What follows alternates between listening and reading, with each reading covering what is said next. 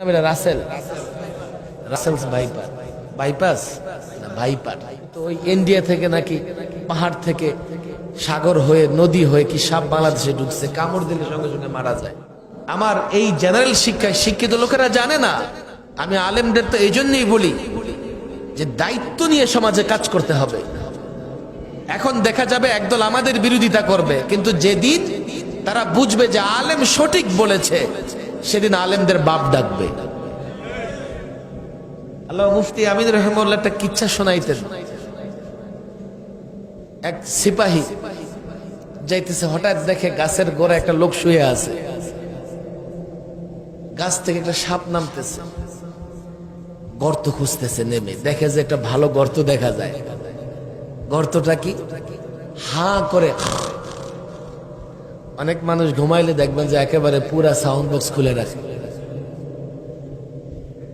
সাপ দেখলো যে ভালো একটা গর্ত পাওয়া গেছে, আর এটাতে আস্তে আস্তে ঢুকা শুরু করছে। বেচারা তো এমন ঘুমাইছে, সাপ ঢুকতেছে খবর নাই। সিপাহী দৌড়ে গিয়ে লেজ ধরে সাপটাকে আটকানোর চেষ্টা করছে, আটকাইতে পারে নাই, সাপ পেটের ভিতর ঢুকে গেছে।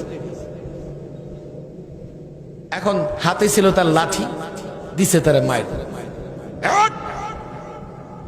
ওই তো লাভ দিয়ে ওঠাই, আপনি জানেন আমি ঘুমাইছি, আপনাদের জন্য ঘুমানো যায় না, মারেন কেন? দিছে আরেকটা। এবার ওই দিছে দৌড় বাঁচার জন্য, সিপাহীর পিছে দৌড়াইতেছে দৌড়াইতেছে, মারতেছে, মারতে মারতে মারতে মারতে সাচার বাজারে নিয়ে উঠাইছে। উঠায় দেখে যানজটও আছে, আবার কিছু ফল ফুলের দোকানও আছে। কেন যানজট লাগে আল্লাহ জানে। কয়ে এই আপেল খা। মনে মনে ভাবতেছে ভালোই তো, মারুক আর যাই করুক, আপেল দিয়ে মেহমানদারি করতেছে, খাওয়া শুরু করছে। খাইতে খাইতে আরেকটা খা, আরেকটা খা, কেন গলা পর্যন্ত আইসা গেছে, আর খাওয়ার জায়গা নাই। আরেকটা খা।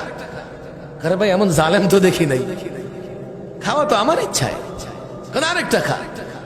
এবার একেবারে জিব্বা পর্যন্ত খাইছে। এই মাইল দৌড়ানি, ওভারলোড, পেটের ভেতরে দিছে, উত্তাল তরমের মতো ঢেউ উঠে গেছে, বমি করছে, বমির সঙ্গে সাপ বেরিয়ে আসছে। এখন তো তার সিপাহীর পায়ে ধরছে, আপনি আমার বাপ লাগেন, এই সাপ পেটে থাকলে মারা যাইতাম। আর সাপ যদি রাসেল হইতো, ওই ইন্ডিয়া থেকে নাকি পাহাড় থেকে সাগর হয়ে নদী হয়ে কি সাপ বাংলাদেশে ঢুকছে, কামড় দিলে সঙ্গে সঙ্গে মারা যায়। কি নাম এটা? রাসেল রাসেলস ভাইপার বাইপাস না ভাইপার। আলেমরা আমরা একটা সময় এনজিওদের বিরুদ্ধে কথা বলতাম, আমার দেশের সরকারগুলোর পছন্দ হইতো না। এখন দেখেন ওনারা এনজিওদের বিরুদ্ধে কথা বলা শুরু করেছে।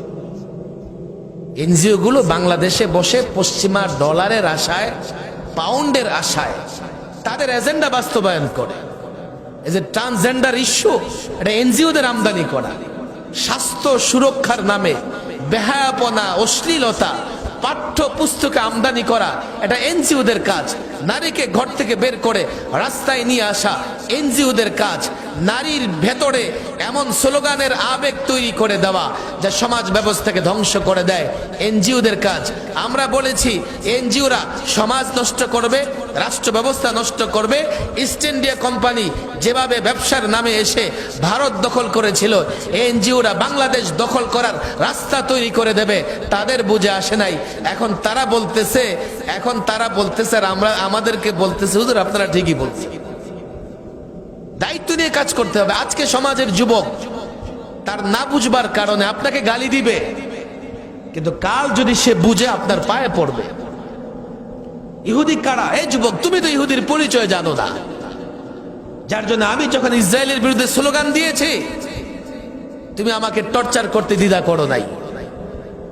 আজকে তুমিও আসো, রাস্তায় স্লোগান দাও, এখনো তুমি বুঝো না যে ইহুদি কারা। তোমার এই স্লোগানের পেছনে কোনো রাজনৈতিক উদ্দেশ্য থাকতে পারে। আল্লাহর কসম, ইহুদিবাদের বিরুদ্ধে আমাদের স্লোগানের পেছনে রাজনৈতিক আর্থিক কোনো কারণ নেই। আমরা ইসলামের জন্য, দেশের জন্য তাদের বিরুদ্ধে কথা বলি। কথা ঠিক না বেঠিক?